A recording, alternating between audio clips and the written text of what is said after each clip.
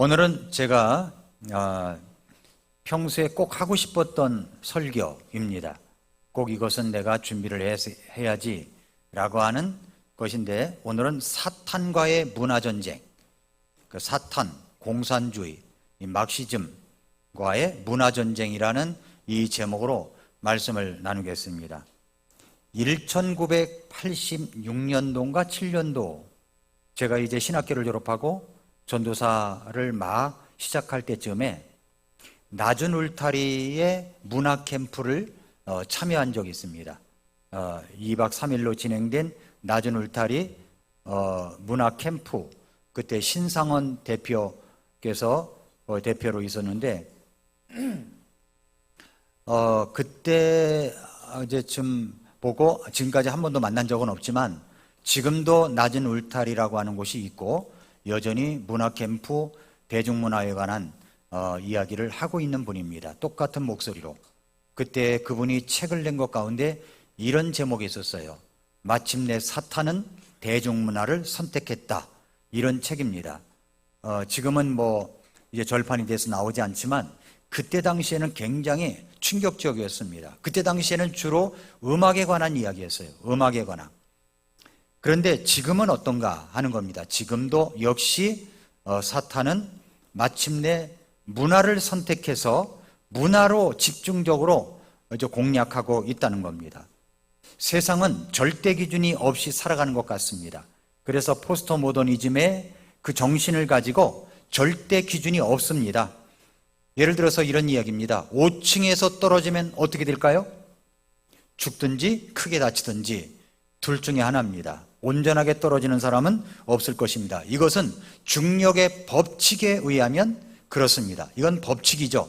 자연의 법칙입니다. 이것은 절대적 진리라고 할 수가 있습니다. 변할 수 없는 진리를 말합니다. 그러나 상대적 진리는 그렇지 않습니다. 상대적 진리는 개인의 경험에 따라서 달라집니다. 예를 들어서 5층에서 떨어지면 어떻게 될까? 그럼 네가 좋게 생각하면 해봐. 네가 좋아하는 것을 하라. 너는 너의 진리를 찾으라. 나는 나의 진리를 찾을 것이다.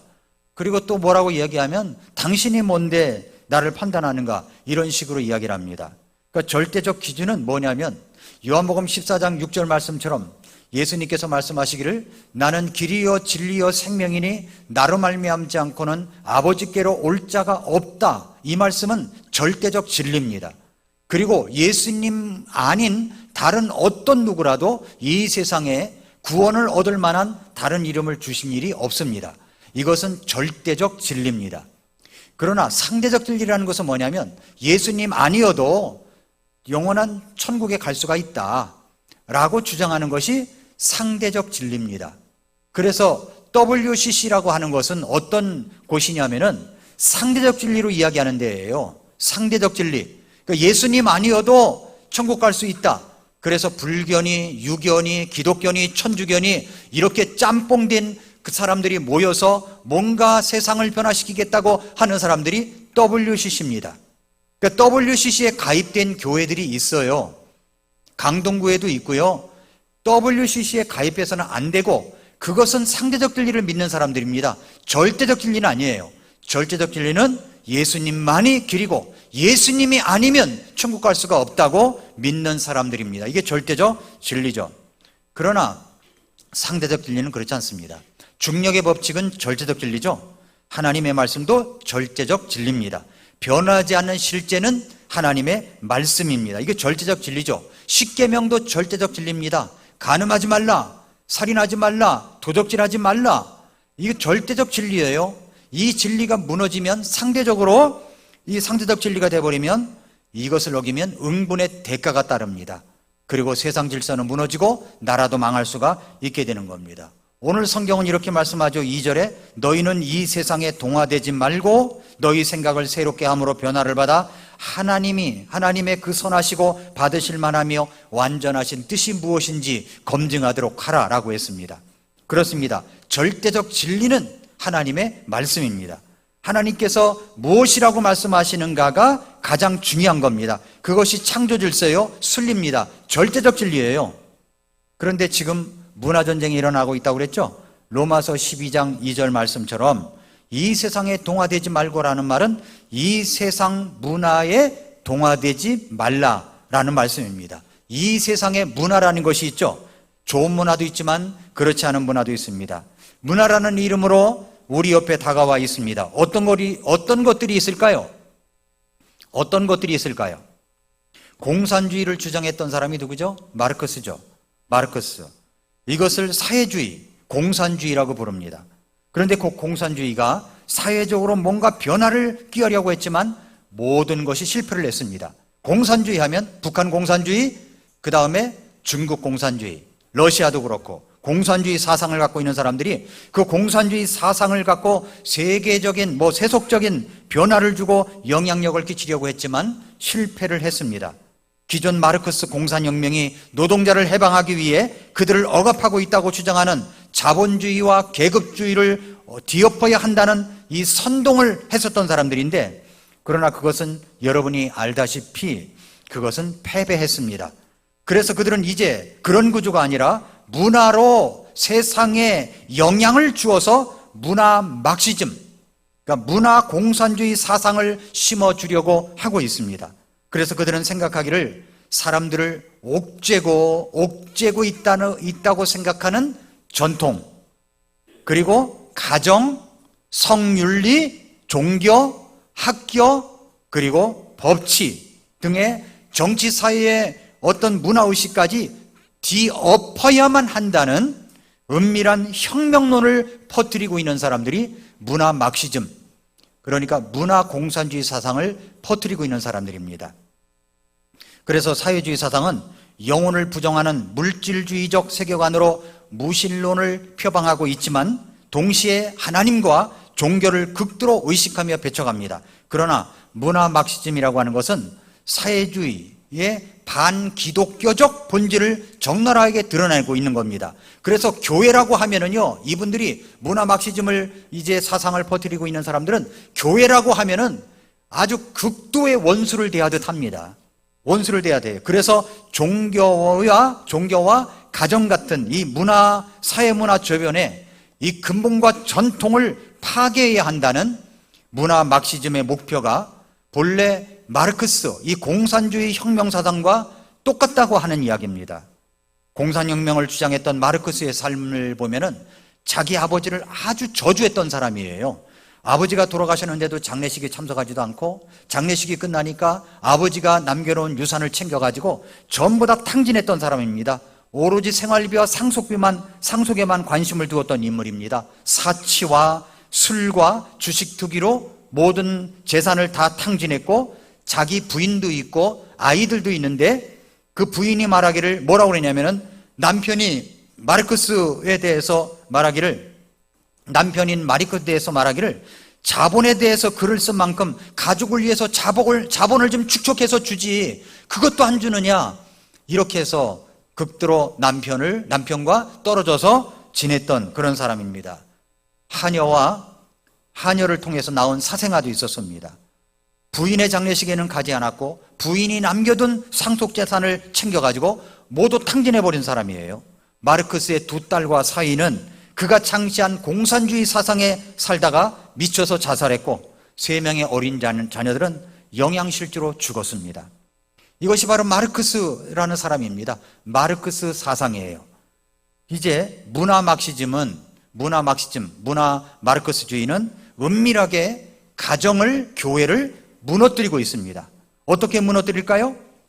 당시 어느 마르크스주의 모임에 참석했던 말로리 밀렛이라고 하는 사람이 참석자들이 모여가지고 이런 것을 하더라. 나중에 여기 말로리 밀렛은 예수님을 믿고서 구원받은 사람이 되었습니다. 그러면서 그때 당시 회상하기를 이렇게 이야기를 해요. 그들이 꼭 이제 끝날 때쯤에 이야기한다는 거예요. 아주 외친다는 겁니다. 뭐라고 외치느냐면 우리는 왜 여기에 있는가? 혁명을 일으키기 위해서다. 무슨 혁명인가? 바로 문화혁명이다. 어떻게 문화혁명을 일으키는가? 미국의 가정을 파괴하면 된다.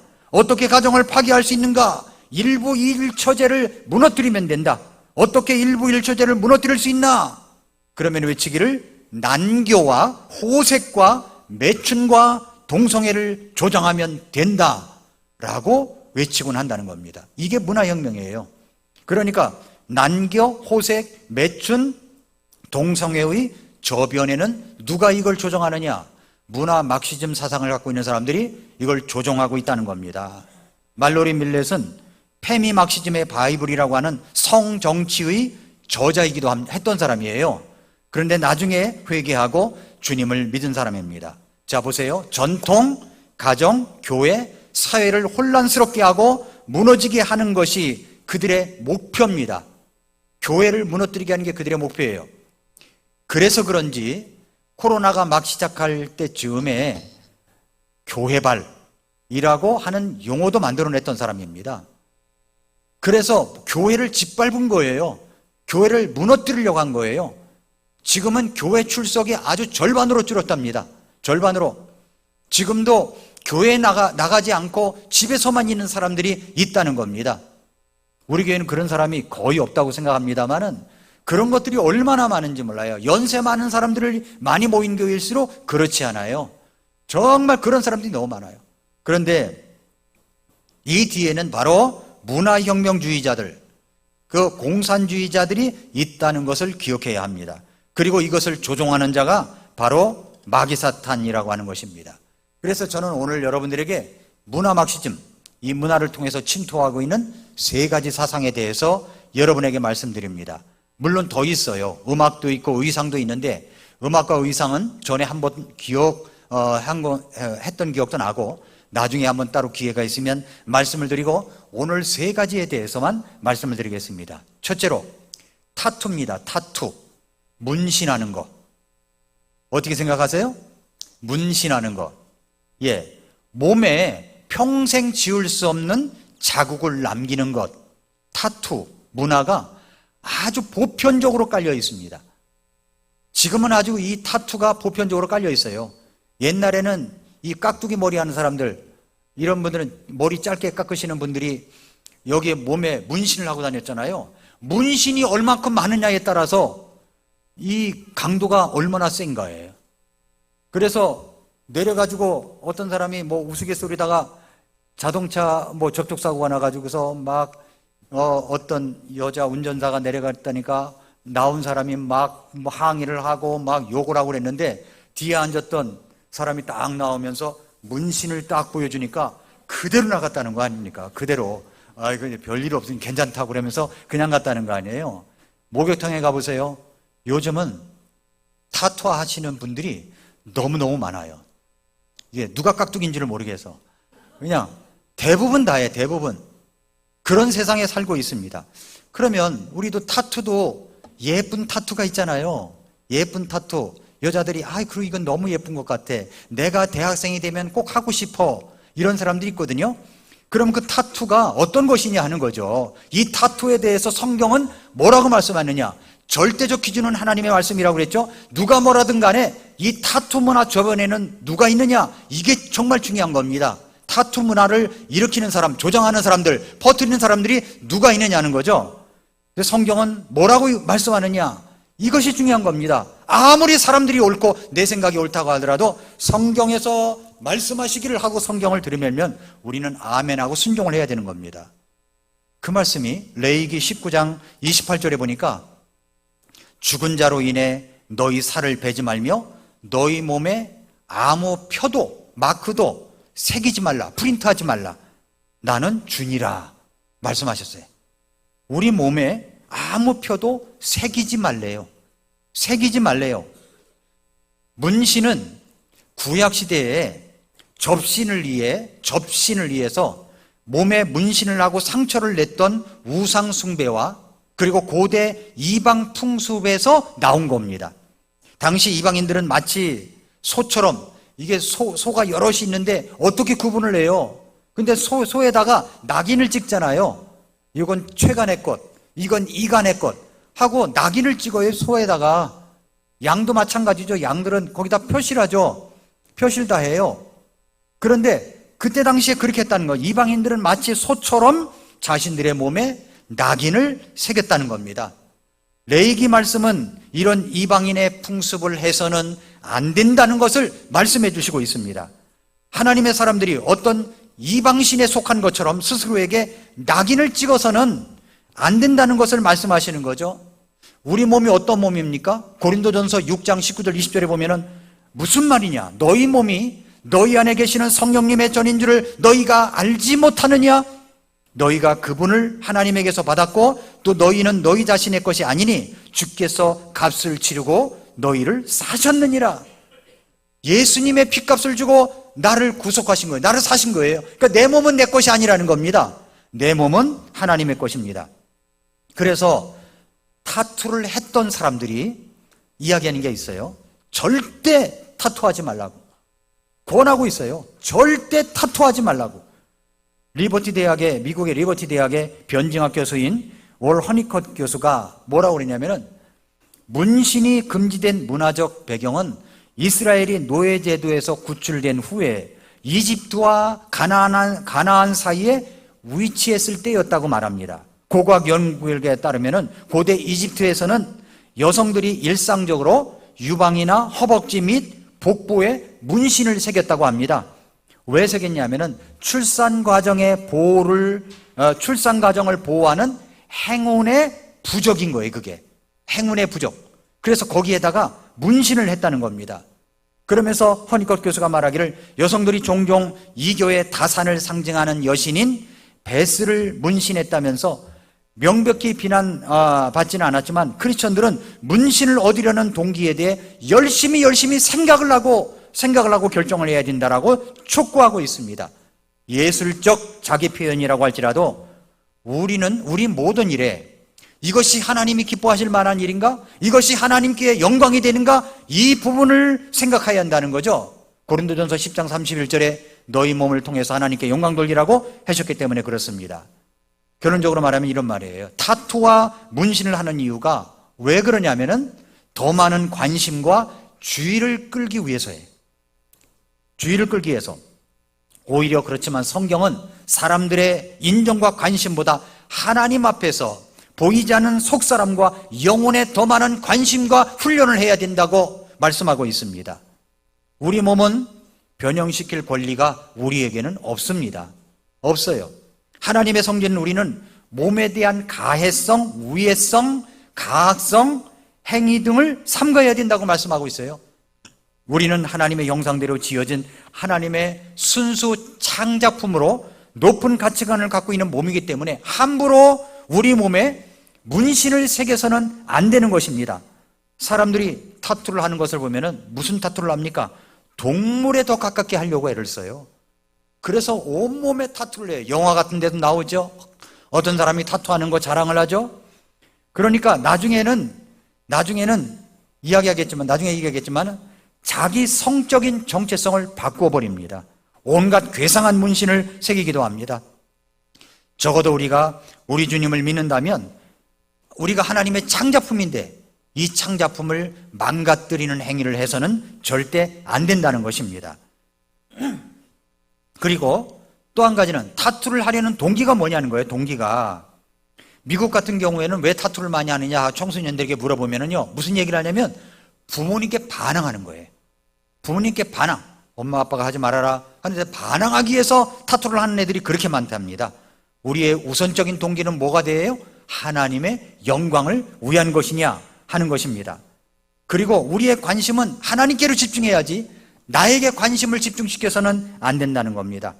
그리고 또 한 가지는 내가 타투를 했다 그러면 이게 사회성, 일반적인 사회에서 이것을 받아들이느냐 하는 거죠. 받아들이겠습니까? 회사에서 사원을 뽑는데 반팔 차림으로 왔어요. 근데 여기다가 막 문신을 다 해가지고서 이런 사람이 딱 깍두기처럼 앉아 있다면 거기에서 이제 면접을 보는 사람이 이야 저런 사람이 우리 회사에 와야 돼 이래서 뽑아주겠느냐 하는 겁니다. 싫어한다는 거예요. 그건 사회성이 없다는 거죠. 다른 사람도 이것을 받아들이겠느냐? 사회성이 없습니다. 수많은 회사들이 직원들이 어디 뽑아보니까 타투를 했어. 그럼 감추라고 얘기를 합니다. 감추라고. 그런 사람을 뽑지도 않아요. 아예. 그리고 타투가 주는 메시지가 있어요. 타투가 주는 메시지는 뭐냐면 자신의 가치관을 드러내는 거예요. 자신을 드러내는 겁니다. 그리고 타투는 한번 몸에 새기면요, 영구적인 겁니다. 영구적인 거예요. 이거 타투를 한번 몸에 새기면 이걸 다시 없다고 할 수가 없어요. 없다고 할 수 없기 때문에 너무 큰 어려움이 있게 되는 것입니다. 타투에 들어가는 비용도 만만치가 않아요. 건강 문제도 아주 심각합니다. 어떤 유튜버에게 구독자가 이런 질문을 했습니다. 이 유튜버도 이제 타투를 한 사람이에요. 여기다가 이 타투를 한 적이 있대요. 그런데 이 유튜버에게 한 구독자가 이런 질문을 합니다. 자기는 이제 성인이 된 대학생이라고. 근데 아버지가 없다고. 근데 유튜버를 통해서 아버지처럼 느껴지고 받아들이고 있다고 이야기하면서 성인이 되면 내가 꼭 해보고 싶은 것이 타투였다고 이야기하면서 몸 전체를 감는 그런 문신은 아니어도 바로 의미 있는 작은 타투는 보기에 예쁜 것 같아서 꼭 해보고 싶은데 한국은 너무 보수적이라서 이런 타투에 대해서 미국처럼 자유롭게 했으면 좋겠다. 좋은 조언을 달라고 그렇게 이제 질문을 했습니다. 그러자 이 유튜버가 이런 대답을 합니다. 자기 딸이 있는데 내가 딸에게 말해주는 것처럼 말해주겠다고 이야기를 합니다. 그러면서 이제 몇 가지를 이야기를 해요. 세 가지 이야기를 해요. 첫째는 미국은 자유롭게 무엇이든지 하는 자유분방하고 눈치 안 보고 그렇게 영화처럼 사는 나라가 아니라고 이야기를 합니다. 그러면서 말하기를 미국은 보수적인 사회다. 농구 선수들이 몸 전체에 있는 타투 때문에 여론이나 언론이 비난을 한다. 왜냐하면 어린아이들이 농구 선수를 좋아하는데 농구 선수들이 타투를 하고 있으면 그것이 악영향을 끼치고 있기 때문에 비난을 한다는 거예요. 그러면서 타투를 한 사람은 또 다른 타투를 하고 싶은 마음이 든다는 겁니다. 여기 조그맣게 했다 그러면 다른 데 또 하고 싶고 여기 하고 싶으면 또 한 대 싶고 한 군데 싶고 해보니까 유행이 아니야 이게. 그러면 다른 유행을 또 하고 싶고 이러다 보면 온몸에 다 할 수가 있다는 겁니다. 너무 예뻐 보이고 멋있어 보여도 사람의 심리가 조금 시간이 지나면 실증이 나는데, 예를 들어서 여러분이 좋아하는 차를 샀다. 아주 근사한 외제차를 샀다. 그러면 외제차의 맛이 오래 갑니까? 저는요 이제 소나타를 바꾸고 나서 차를 운전하는데 미끄러져 가더라고요. 우리 집사람도 어떻게 차가 이러냐고 미끄러져 간다고 아주 감동을 했습니다. 아주 감동을 했어요. 지금도 감동할까요? 아니, 우리 딸 차를 타다가 그 차 타니까 이 비교가 되는 거예요. 이게 비교가. 아유, 다음에는 저 차를 타야 돼. 그 차 타는 사람은 만족할까요? 만족하지 않아요. 여러분이 이제 집을 어떤 당첨이 돼서 들어갔습니다. 집이 너무 좋아요. 할렐루야, 좋아하고 감사하고 내가 화장실 2개 달린 집을 구했는데 하나님께서 2개를 주셔서 막 좋아하고 그럽니다. 1년이 가고 2년이 가고 5년이 가면 여전히 처음 감동이 그대로 있던가요? 아닙니다. 지나가 버려요. 이 세상도 모든 것 지나가 버려요. 정욕도 지나가는 겁니다. 타투도 똑같다는 거예요. 그리고 또 유행이 지나간다는 겁니다. 내가 옛날에 타투를 냈는데 유행이 지나가 버려서 아주 촌스러워. 그럼 또 하고 싶고 또 하고 싶고 그럼 유행 따라 온몸을 다 감아버리게요? 그러니까 시간이 지나면 다 촌스러워지기 때문에 다시 한번 생각하라. 조언을 이렇게 주는 겁니다. 자기가 가장 잘했다고 생각하는 것이 타투를 여기다 했는데 그 다음에 또 할까 말까 하다가 안 한 것이 너무 잘했다고 지금 생각한다고 이렇게 이야기를 해주고 있고요. 좋은 유튜버죠? 두 번째는 뭐냐면 아까도 이야기했던 것처럼 사회적 인식이 그렇다는 겁니다. 사회적 인식이 그렇게 잘 받아들이지 않는다는 거예요. 그 다음에 세 번째는 뭐냐면 아주 이 일반 회사에서 고용하는 것을 꺼려할 정도로 심각한 나쁜 이미지를 주고 있기 때문에 그렇다는 겁니다. 예를 들어서 이제 학교에 갔습니다. 학부형끼리 서로 만났어요. 우리 집 아이가 저 집 아이하고 같이 놀아요. 근데 저 집 엄마를 보니까 막 이쪽에다가 다 타투를 한 자국이 쭉 나와. 그런데 이 아이가 저 집 아이 집으로 놀러 가고 싶어 해. 그러면은 이 엄마가 집에 가서 놀러 보냅니다. 그러면 타투를 한 엄마가 제가 잘 돌볼게요 이러면은 돌아와서 이 엄마가 생각할 때 저 사람이 진짜 우리 아이를 잘 돌봐줄 수 있을까? 혹시 악영향 주는 것은 아닐까? 이런 생각을 가질 수가 있다는 겁니다. 안 그렇겠습니까? 세상이 그렇다는 거예요. 그런데 그 타투를 해야 되겠느냐? 제가 하는 말이 아니라 유튜버가 해주는 말입니다. 성경은 뭐라고 말씀했어요? 레위기 19장 28절에 너희 몸에 아무 표도 새기지 말라라고 말씀한 겁니다. 혹시 여러분 가운데 보이지 않는 곳에 타투를 한 번도 있을지 몰라요. 네, 저 그거 생각하면서 말씀 준비한 겁니다. 그러나 더 이상은 하지 마세요. 이건 지나간 거예요. 하나님 앞에 이게 잘못됐다는 것을 시인하고 그 다음에 해서는 안 되는 겁니다. 우리 몸을 소중히 여겨야 됩니다. 이 타투라는 이 문화를 통하여 마귀 사탄이 사람들을 지배하려고 합니다. 그래서 뭐 좋은 거나 새깁니까? 막 용 그림, 뱀 그림 이런 거 하잖아요. 꼭 그냥. 그러니까 이 마귀 사탄이 지배를 하고 있는 겁니다. 그리고 문화 막시즘 사상을 갖고 있는 이 좌경화된 사람들이 그것을 퍼뜨리고 있는 겁니다. 뒤에는 다 마귀 사탄이 있는 거예요. 공산주의 사상이 자리 잡고 있다는 것 잊지 마시기를 바랍니다. 두 번째 있습니다. 두 번째는 마약입니다. 마약. 지금은 이제 청소년들에게도 마약이 들어가고 있어요. 마약을 파는 사람들이요, 돈벌이가 청소년들에게 보급되어야 돈벌이가 되기 때문에 강남에서 이거 먹으면 너 시험 공부 잘할 수가 있어. 집중력이 좋아져. 이 드링크 한번 마셔봐. 그래서 아이들이 먹었다는 거 아닙니까? 그리고 아이들이 마셨어요. 그러면은 이걸 나눠준 사람들이 이제 그 아이 번호를 알아가지고 부모에게 전화를 걸어서 당신 아이가 마약을 냈다고 그러면서 마치 보이스피싱처럼 매달려가지고 돈 뜯어내고 이런 짓거리들을 하고 있는 겁니다. 이 사람들은요, 도덕적 의식이 없어요. 사회적 윤리의식이 없는 사람들이에요. 뭐든지 다 돈벌이로 보고 있는 사람들입니다. 이런 막시즘 사상들이 퍼져가고 있는 겁니다. 그래서 사람들은요, 하나님을 잃어버렸을 때 그 마음의 빈 공간을 채우고자 여러 가지 시도를 합니다. 인간적인 사랑일 수도 있고 돈이 될 수도 있겠지만 심각한 경우 술과 마약, 도박 등의 자신의 인생을 파멸시키는 무엇인가가 될 수도 있다는 겁니다. 자, 먼저 마약에 대해서 이야기를 하기 전에 담배에 대해서 이야기를 해볼까요? 성경은 담배에 대해서 구체적으로 언급하고 있지 않아요. 그래서 담배 피지 말라. 성경에 담배 피지 말라고 한 말 구절이 없어요. 그러니까 뭐 피워도 된다는 거예요. 이게 피우는 사람들 이야기입니다. 담배 피우라고 없기 때문에. 그러나 성경이 기록될 당시에는 담배가 없었어요. 만약에 담배가 있었으면 분명히 언급됐을 것입니다. 여러분 갈라디아서 5장 19절을 열어보세요. 갈라디아서 5장 19절.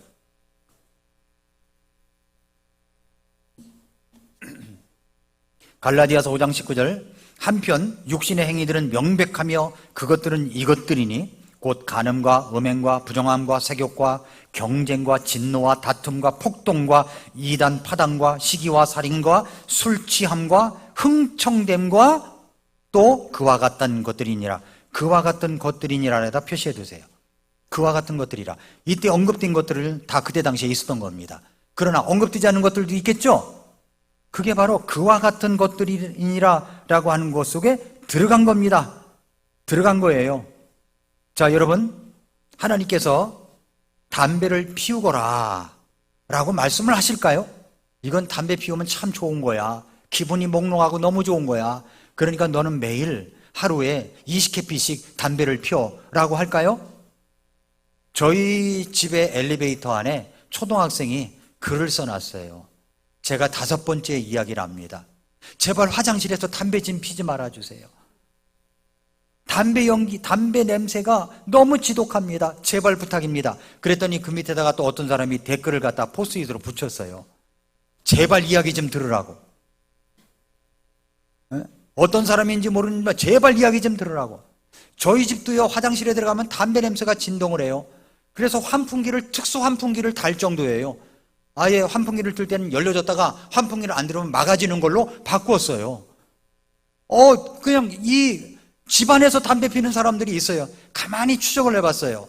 나도 거기다 댓글을 포스트잇으로 붙일까 하다가 이분은 여자일 가능성이 많습니다. 네. 그리고 할아버지일 가능성도 많습니다. 나와서 담배 피지 못하니까 집안에서 피울 겁니다. 자수하시오. 뭐 이렇게 써버릴까? 그런 마음이 들 정도였어요. 담배 어떻게 생각하십니까? 담배? 여러분, 그 길거리에서 이제 우리가 길거리에서 담배 못 피게 하고 담배 피는 공간들이 있잖아요. 비 오는 날 다 우산 쓰고 그 빌딩과 빌딩 사이에 다 서가지고서 다 담배 피러 나온 거야, 보면은. 그러면 지나가면서 참 담배 끊어버리지, 왜 저렇게 할까? 근데 끊어버리지 못하는 마음이 있겠죠. 그러나 이것을 생각해 보세요. 하나님께서 담배를 피우라고 하시겠냐는 겁니다. 자, 이런 경우예요. 이런 경우 담배를 피우면 그러니까 전체 암의 30% 그 사람이 담배에 의해서 암이 온답니다. 천식, 기타 질병에 잘 걸립니다. 자, 담배 속에는 4,000종의 각종 성분이 있는데 사람에게 해로운 니코틴, 타르, 일산화탄소가 들어있어 담배 한 개당 수명이 5분 30초 단축된다고 합니다. 니코틴은 중독성을 가지고 있으며 심장병과 혈관질환을 일으키며 니코틴의 독성은 생각보다 훨씬 강해 담배 한 개피에 들어있는 니코틴을 혈관에 주사하면 성인 3명의 생명을 빼앗을 정도이고 니코틴은 근육활동을 둔화시켜서 소화불량, 변비, 식욕부진, 위궤양 등을 일으킵니다. 일산화탄소는 적혈구와 결합해가지고 신체 각 기관에 산소 공급을 방해하기 때문에 일시적인 질식 현상을 가져오고 특히 태아에게는 심각한 영향을 줘가지고 뇌의 발육 부진과 체중 감소를 초래해서 평생 동안 지능과 신체 발육에 지장을 주는 것으로 의학계는 보고하고 있습니다. 영국의 과학 주간지 뉴사이언티스트의 최근호에 소개된 발표 내용에 따르면 미국의 노스캐롤라이나 주립대학의 역학자들이 59년생부터 66년에 태어난 어린이, 그때 당시 어린이였던 1만 5천 명의 가계를 분석한 결과 하루에 20개피 이상의 담배를 피운 남성의 자녀들이 비흡연자의 자녀에 비해 언청이나 그리고 심장질환 등의 발생률이 2배나 높고 비정상적인 요도협착증은 2.5배나 많았다고 얘기를 하고 있습니다. 이런데도 담배를 피겠어요? 담배 피겠어요? 우리나라 중고생 중에 담배를 피우는 애들이 40%래요. 전에는 담배 피면 이놈의 자식들이 어서 담배를 피워 이러고 지나갔지만 지금은 얘기하지도 못해요. 얻어맞을까봐. 그런 세상이에요. 담배 피우게 하겠습니까? 옛날에 어떤 분이 그런 얘기 하더라고요. 하나님이 만약에 처음부터 담배를 피우게끔 우리 인간을 지으셨다면 콧구멍을 밑으로 향하는 게 아니라 굴뚝처럼 위로 향하게 했을 거라고.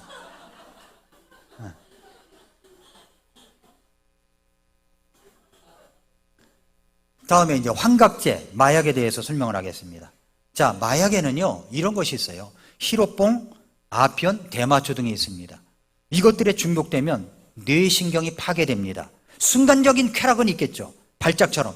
몸을 움직이는 것을 극도로 싫어하게 되고 우울증, 정신분열증, 피해망상증 등에 걸립니다. 어머니가 마약을 사용하면 기형아를 낳을 가능성이 높습니다. 본도도 환상작용을 일으켜서 한두 번 복용하다 싶으면요, 일시적인 달콤한 유혹을 떨치지 못하고 중독돼서 심신을 망칩니다. 어느 대기업의 손녀딸이 마약을 하다 걸렸죠. 풀어줬더니 또 마약을 냈어요. 마약 중독에 걸리면 아주 무서운 겁니다. 에이즈 환자의 30 내지 50%가 마약 중독자예요. 청소년이 환각용으로 많이 흡입하는 이 본드의 톨루엔 성분은 골수와 뇌, 콩팥에 조직 손상을 줘가지고 신장 장애나 재상 불량성 빈혈, 뇌 손상 등 치명적인 병을 유발하고 때로는 기도가 마비돼가지고 질식으로 목숨을 잃기도 합니다. 마약은 인기의 벗이다 이렇게 주장하는 사람들이 있죠. 연예인들이에요. 연예인 가운데 마약을 하다가 인생 종친 사람 한두 번이 아닙니다. 마이클 잭슨도 그랬죠. 엘비스 프레슬리도 그랬죠. 마릴린 먼로도 그랬죠. 인기 가수 현진영도 이것으로 경찰에 걸려들었죠. 마약에 중독되면 끊지 못하고 몇 번이고 계속 할 수밖에 없는 이 금단 현상이 있는 거죠. 마약은 사람을 죽이는 거예요. 강남에서 마약 음료를 나눠준 것은 정말 큰 충격입니다. 돈을 벌면 그만이에요. 윤리성도 없어요. 다른 사람이 어떻게 되든 간에 돈만 벌면 된다는 사상이 있습니다. 이 마약 총책이 얼마 전에 잡혔습니다. 외국에서 붙잡혔어요. 이렇게 성경은 이런 문화들이 아주 자리 잡게끔 퍼뜨리고 있는 겁니다. 마약을 하는 사람들은 다 잡아들여야 돼요. 그리고 고쳐줘야 됩니다. 마약을 보급하는 사람들은요, 정말로 하나님께서 말씀하실 때 이런 사람들은요, 아주 정말 최고의 어떤 벌을 줘야 된다고 생각합니다. 이거 있어서는 안 된다는 거죠. 이런 문화를 누가 퍼뜨려요? 마크시즘 사상을 갖고 있는 사람들이 퍼뜨리는 겁니다. 이런 사람들을. 그 뒤에는 마귀사탄이 자리 잡고 있습니다. 마지막으로 하나는 트랜스젠더에 대한 이야기입니다. 자, 트랜스젠더. 저는 지난 주간에 한 동영상을 보고 아주 충격을 먹었어요. 이 충격이 지금도 가시지 않아요. 그래서 이 부분은 제가 꼭 이야기를 해야 되겠다 싶습니다. 여러분, 남자입니까? 여자입니까? 그럼 분명하죠? 남자 화장실이 있고 여자 화장실이 있어요. 그죠? 그러면 남자가 여자 화장실에, 여자가 남자 화장실에 잘 들어가지 않아요. 예, 사람들이 없을 때 급하면 뭐 들어갈지는 모르지만은 그렇지 않습니다. 미국 캘리포니아에서 주립에서, 캘리포니아 주에서 교회 화장실을 남자도 들어가고 여자도 들어가는 공중 화장실을 만들면은 주 정부에서 엄청난 돈을 지불해 주겠다. 그걸 비용을 대주겠다라고 했답니다. 그래서 어떤 성도가 와서 목사님에게 그 얘기를 했대요. 나는 그 돈 안 받아도 됩니다. 우리 교회 화장실 좁아도 괜찮습니다. 남자는 남자 화장실, 여자는 여자 화장실에 들어가야 됩니다. 하고 거절을 했다는 것이 제가 알고 있는 SNS 하시는 분, 미국의 LA 지역에 있는데 이분이 올려놨더라고요. 미국은 그래요. 미국 캘리포니아는 아주 그런 법안이 있어요. 그래서 그 자녀들을 제대로 교육시키기 원하면 캘리포니아를 떠나라는 말이 있습니다. 그 주에서 주의 법에 그런 법이 있는 거예요. 자, 그래서 우리가 이렇게 생각해야 됩니다. 트랜스젠더라고 어떤 사람이 밝혔다. 그러면은요, 그 사람 기분을 상하게 할까봐 말을 못 한다는 거죠. 만약에 어떤 말을 하거나 비난을 하면 법에 걸려 감옥살이를 가게 만드는 법안이 뭐냐면 차별금지법이라는 거예요. 그게 차별금지법 안에 그게 들어가 있는 겁니다. 그러나 여러분 이렇게 생각해 보세요. 성경의 렌즈를 통해서 세상을 봐야지 세상의 렌즈를 통해서 성경을 봐서는 안 된다는 겁니다. 여자, 남자는 그 모습에 있죠. 여자는 여자고 남자는 남자죠. 남성과 여성 이외에 다른 성이 없습니다. 우리가 누구인지, 우리가 존재를 어떻게 바꿀 수가 있습니까? 바꿀 수가 없는 거예요. 바뀌지 않아요. 그러나 트랜스젠더 세계관은 그렇지가 않습니다. 트랜스젠더 수술을 하게 되면 내가 이렇게 살아가다가 보니까 남자인데 여자인 것 같아. 그래서 이제 여자로 트랜스젠더 수술을 합니다. 그러면요, 그 평생 호르몬 약을 먹어야 되고 주사를 맞아야 되고 평생 고통을 받게 된다는 겁니다. 평생 고통을 받게 돼요. 그리고 나서 이제 나중에 이렇게 살아가다 보면 가치관이 변할 거 아닙니까? 하나님의 말씀도 보고 그러면 바뀔 거 아니에요? 그때 후회를 한다는 거죠. 그러면 그거 바꿀 수가 있나요? 일반적으로 우리가 물건을 샀을 때는 반품이 가능합니다. 그러나 젠더 수술을 해버리면요, 반품이 안 돼요. 그거는 반품이 안 되는 거예요. 남자는 남자고 여자는 여자인 겁니다. 어떻게 남자인데 나는 여자입니다 그러면 여자가 되고, 여자인데 남자입니다 그러면 어떻게 남자가 될 수가 있습니까? 이런 문화 막시즘 사상을 갖고 있는 사람들, 이런 사람들이 조장하고 있는 겁니다. 왜냐하면 가정을 깨뜨려야 되고, 그리고 부부관계를 깨뜨려야 되고, 나라를 깨뜨려야 되기 때문에, 그래서 공산주의 사상을 퍼뜨려야 되기 때문에 이런 사상을 갖다가 이 청소년들에게 심어주고 있는 거예요. 어렸을 때부터 심어주는 거예요. 여러분, 동성애자가 되면요, 평생 기저귀를 차고 다녀야 된답니다. 홍석천처럼 말이죠. 이 지옥과 같은 일이 생긴다는 거예요. 트랜스젠더 수술을 하면 어떤 고통을 겪고 있는가를 제대로 알아야 됩니다. 남자 안에 여자가 있고 여자 안에 남자가 있다고요? 가짜입니다. 그거 속이는 겁니다. 절대 그렇지 않아요. 남자는 남자고 여자는 여자인 거예요. 트랜스젠더가 되면요, 자살률이 19배나 높아진다고 합니다. 해보니까 아니더라는 거죠. 평생 고통인 거예요. 사회적 관계가 끊어져 버립니다. 평범하지 않은 것을 하려고 하지 말라는 것입니다. 극단적인 단절이 생깁니다. 내 자신과 완전히 분리가 되는 것입니다. 하나님이 나를 만드신 목적에서 나를 완전히 단절시키는 결과를 가져오는 겁니다. 트랜스젠더가 되려고 하는 이유가 무엇입니까? 마음의 구멍이 뚫린 겁니다. 그것을 채울 수 있는 것은 다른 것이 아닙니다. 바로 하나님 앞에 자신이 죄인인 것을 회개하고 예수 그리스도를 구주로 받아들여야만이 구원을 받고 새로운 사람으로서 자기 마음에 구멍 뚫린 것을 채울 수가 있다는 것입니다. 저는 지난 주간에 마지막 경고, 대한민국 성교육의 진실이라고 하는 이 동영상을 보게 됐습니다. 이 동영상을 보고 정말 충격적이었어요. 제가 오늘 저녁에 여러분들 우리 교회 카톡방에 이걸 올려드리겠습니다. 한번 부모 여러분 꼭 보십시오. 2009년도부터 우리나라의 교실에서 이루어진 성교육 혁명, 성교육이 이루어졌습니다. 그 폐해가 이만저만이 아닙니다. 학교에서 배운다는 것이 뭐냐면 어떤 아이가 집에 와서 이야기를 하더래요. 엄마, 학교에서 가르쳐 주기를 우리가 남자가 여자가 될 수가 있고 여자가 남자가 될 수 있대요 라고 하니까 엄마가 깜짝 놀래가지고 아니야, 절대 그런 일은 일어나지 않아. 그렇지 않아. 남자는 남자고 여자는 여자야. 그랬더니 이 아이가 하는 말이 엄마, 내가 학교에서 배운 대로 하면 엄마를 신고할 수도 있어. 엄마를 신고할 수 있어. 이렇게 가르친다는 겁니다. 여러분, 우리 아이들이 배우는 교과서 한번 들여다보세요. 이런 교사들이 쌓이고 쌓인 겁니다. 아주 쌓이고 쌓였어요. 아이들이 학교에서 어떤 교육을 받고 있는지 여러분 아십니까? 연 15시간씩 성교육을 의무화하고 있습니다. 근데 학교에서 뭐라고 가르치냐면 성관계는 언제든지 해도 가르친다는 겁니다. 결혼하기 전에도 성관계를 사랑하는 사람이라면 얼마든지 할 수가 있다고 가르칩니다. 성에 대한 자유, 하고 싶은 것은 해라. 그렇게 가르치고 배우고 있습니다. 그러면서 성소수자는 차별하지 말아야 된다고 가르치고 있습니다. 교과서에서 배웠다는 거, 교과서가 그렇게 되어 있어요. 그 교과서에 말이죠, 아주 여자 성기, 남자 성기를 적나라하게, 여자와 남자가 잠자리에 갖는 그런 모습을 적나라하게 그림으로 명칭까지 붙여가면서 책을 펴내는데, 여성가족부에서 책을 펴내는데 그것을 몇 살부터 볼 수 있느냐 그랬더니 3살부터 볼 수 있다고 하는 거예요. 그리고서 각종 도서관마다, 학교 도서관마다 비치하고 있다는 것입니다. 이게 말이 되는 겁니까? 이게 말이 되냐고. 이 대한민국 현실입니다. 우리 부모들만 모르고 있어요.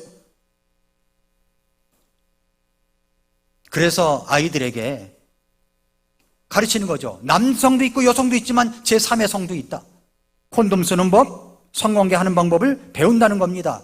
그리고 사회적 성젠더와 성적 자기 결정권을 배운다는 거예요. 성적 자기 결정권이라는 게 뭔지 아십니까? 인간은 기본적으로 성에 대해서 욕망이 있고 쾌락을 추구하는 권리가 있다고 가르치는 거죠. 그것은 연령이 어리더라도 내가 스스로 결정할 수 있다라고 가르치고 있습니다.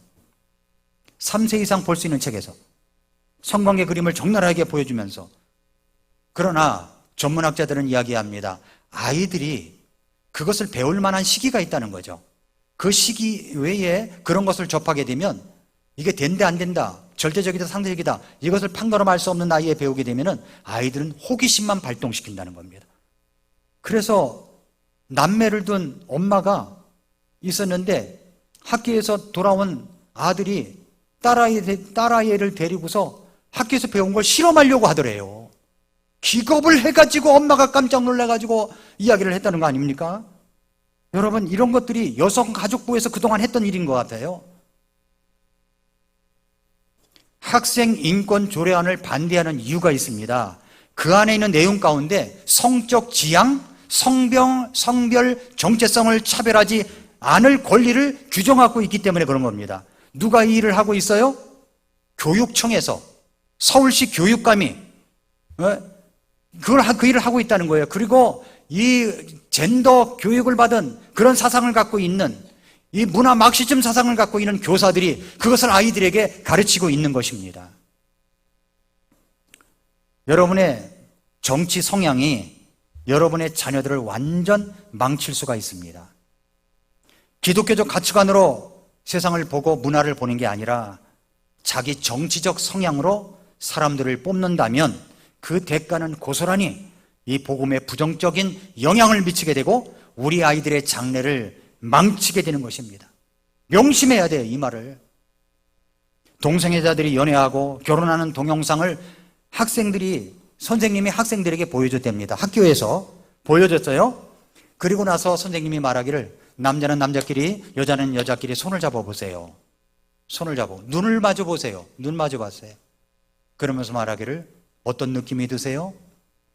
그 느낌을 A4 용지에 적어보세요. 가장 많이 적는 사람에게 학생 기록부에 성적을 가장 많이 주겠어요. 이런 망할 짓을 하는 교사가 있는 겁니다. 이게 우리 학생들의 현주소예요. 고등학교 다니는 딸이 돌아와서 엄마한테 말하기를 엄마, 나 여자하고 결혼하면 안 돼?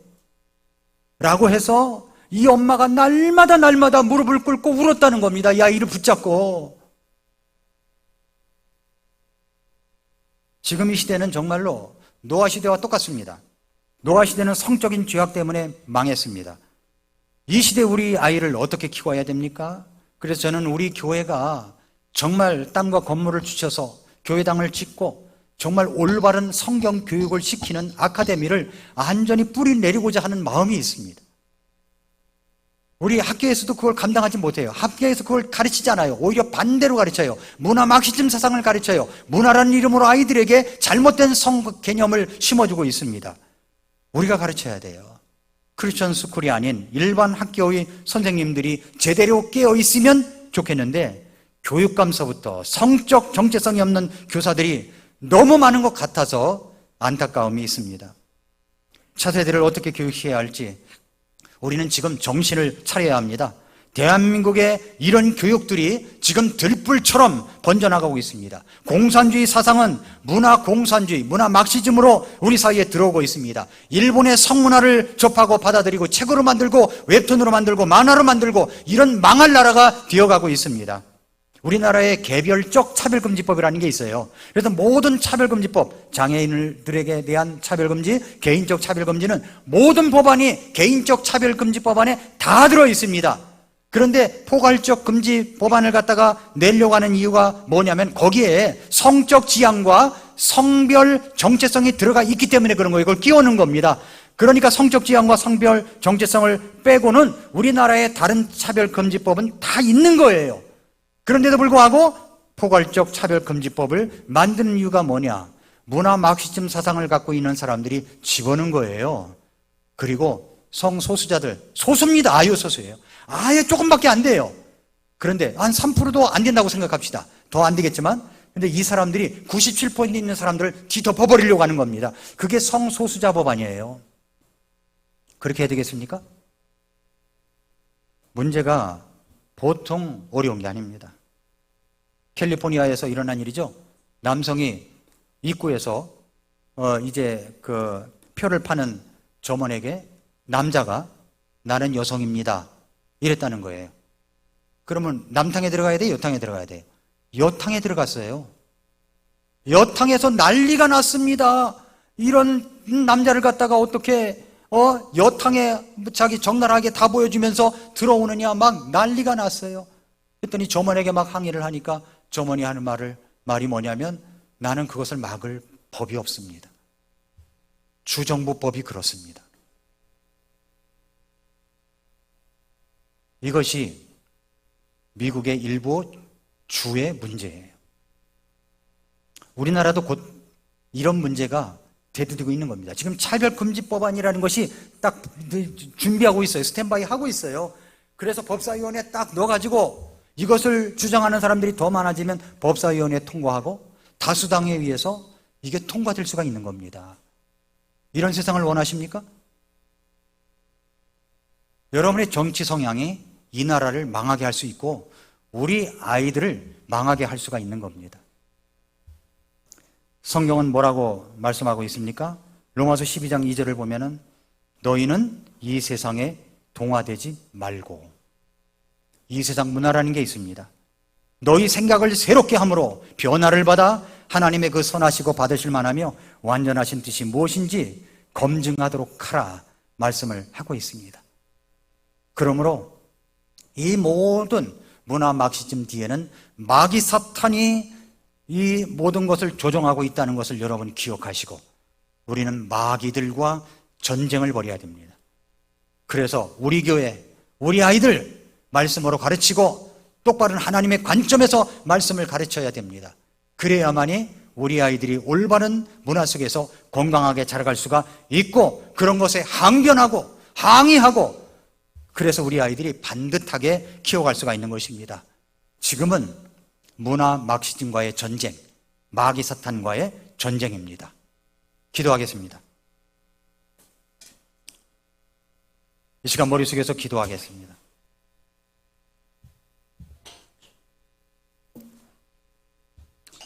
조용히 머릿속에서 기도할 때 오늘 말씀드린 것이 바로 우리나라의 현주소예요.